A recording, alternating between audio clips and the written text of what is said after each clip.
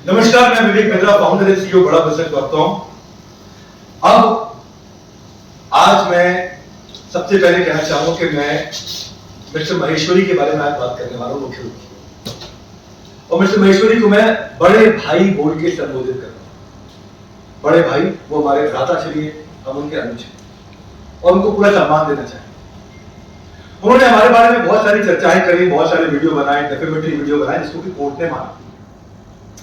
अभी हमारे बड़े भाई mister Maheshwari honourable high court गए थे, क्योंकि हमने उनके खिलाफ केस डाला था डेफेमेशन का, और उन्होंने प्रयास किया कि ऑनरेबल हाई कोर्ट वहां पे उसको समन को क्वॉश करा सके।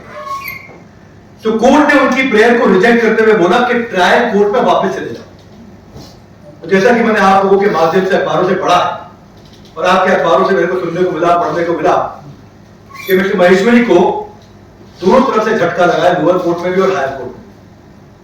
लोअर कोर्ट में भी माना प्राइमा फेसी कि इन्होंने जो धाराएं हैं, मैं धाराएं आपको बता सकता हूं कौन सी है, जिसमें बताया कि इन्होंने डेफेमेशन किया है डॉक्टर विवेक बिंद्रा के खिलाफ।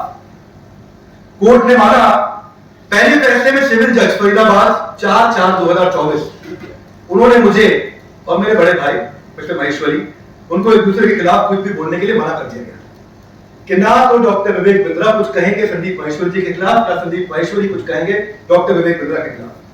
पर लेकिन कोर्ट ने आज एक्सेप्ट किया हमारा contention about business rivalry and defamation.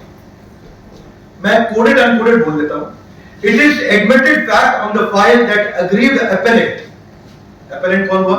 मैं, जो अपील कर रहा, एंड द रिस्पोंडेंट नंबर 1 यानी कि Sandeep Maheshwari in this business of the same nature, यानी कि हम सिमिलर प्रकार के नेचर में हैं, और ये स्वाभाविक है, it is quite natural that there may be some business rivalry between them, क्योंकि वो सेम बिजनेस में आना चाहते थे, बिजनेस कोचिंग करना चाहते थे, तो कोर्ट ने माना कि हम दोनों सेम बिजनेस में हैं।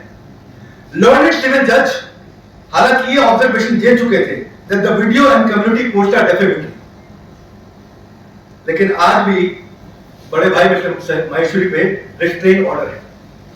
अब कोर्ट ने ऐसा माना है कि मुझे अधिकार नहीं दिया गया था बोलने का, मैं बोल सकता हूं, लेकिन उनके अधिकारों को भी रोक दिया गया है कोर्ट के द्वारा, क्योंकि उन्होंने डेफेमेशन किया है, ऐसा प्राइमा फेसी माना गया है।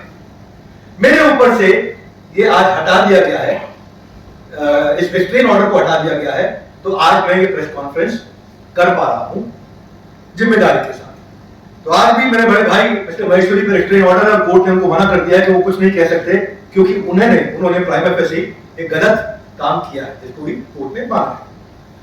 अब मैं कोडेड एंड कोडेड बता देता हूं कोर्ट क्या कहता है। This court is of the view that learned civil जज should not pass the restrain order against the appellant, यानी कि जो पहले लर्नेड सिविल जज थे उनको मेरे अगेंस्ट ये ऑर्डर नहीं पास करना चाहिए, बिकॉज मेरे rights were curtailed by passing such direction as he is unable to defend, यानी कि मैं अपने आप को डिफेंड नहीं कर पा रहा था himself in public domain where the video and the community are in public view, यानी कि ये सब के सब पब्लिक व्यू में थे और मैं अपने आप को डिफेंड नहीं कर पा रहा।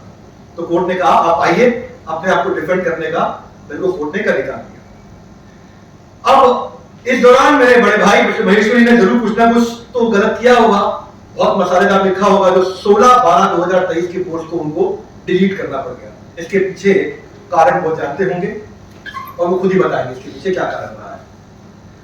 अब फरीदाबाद जेएमआईसी का जो ऑर्डर था 5 मार्च 2024, उसमें our contention uses of the word scam, जो हमने बताया हमारा कंटेंशन था कि आपने हमारे को स्कैम बोला, आपने हमें स्टॉप स्कैम बिजनेस बोला, आपने हमें हैशटैग स्टॉप विवेक बिंद्रा बोला।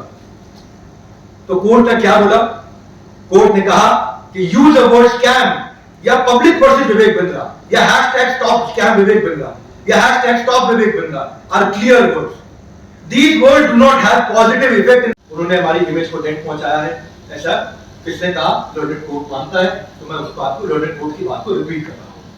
लर्नेड कोर्ट के शब्द है, तो मेरे लिए जरूरी है कि मैं इससे बजाय कि मैं खुद लड़ूं, मैंने एक न्यायिक प्रक्रिया को, उस प्रोसेस को फॉलो करना ठीक समझा।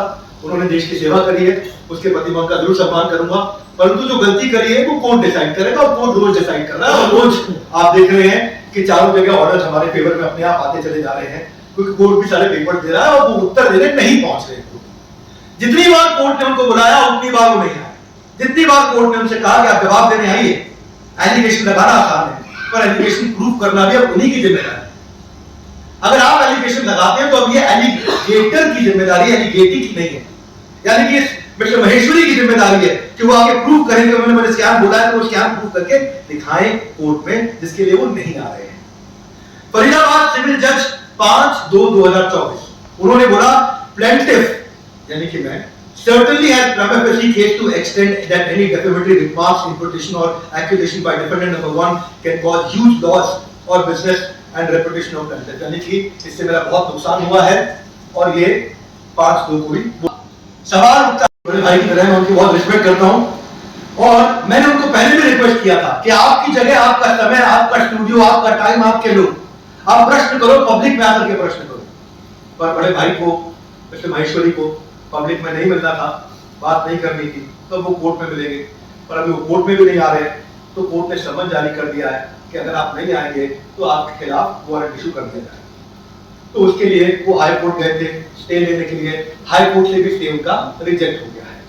अब उनको केवल एक मात्र सुविधा मिली है कि 1 महीने के लिए वो अपने लॉयर के थ्रू जाकर के अपने आप को रिप्रेजेंट कर सकते हैं, और उतना उनको जरूर एक रिलीफ मिला है कि अपने लॉयर के थ्रू 1 महीने के लिए आएंगे, उसके बाद उनको आना ही पड़ेगा।